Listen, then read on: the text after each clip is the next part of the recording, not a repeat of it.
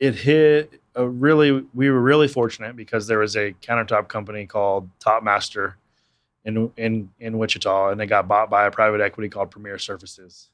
Premier Surfaces went out of business December 19, January 2020. Okay. And so for our first 2 years, we couldn't find any employees. We were struggling. Well, all of a sudden, there were 15 to 18 people in Wichita that had experience in countertops. Wow. And so the first thing we did was there was a scramble in town because there's other shops, obviously, and everyone's like, what do you need to do? And a lot of the people that we hired said people kept asking for my sales list. Spencer and I were like, hey, we don't need sales lists. We're going to take all of you right now. Come on, let's figure it out. Our payroll went up 40% overnight, which was stressful. But, at the same time as you got to capitalize, you got to be willing to make that move.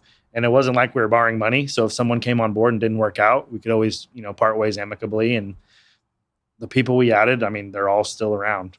I think we've had a couple installers go, and then we gave them the keys because sometimes, as leaders, you want to try to show how smart you are. We knew we didn't, we'd been in it 2 years. These people had 10, 12, 15 years experience. Like, hey, explain to us what you're going to do, but we're going to give you the keys and we're going to let you do it. We're going to give you the resources to do it.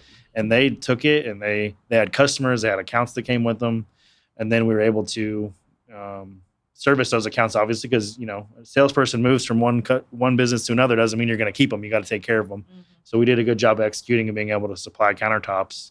And there's 6 to 8 of those folks that, they're a huge reason for our growth. And then we've continued to grow because we've just been trying to find the right people and then go into other markets. We just recently hired 4 guys in Kansas City. So we're doing stuff in Kansas City. We're making 3 to 4 trips a week up and back to drop off material to installers to install all over Kansas City. So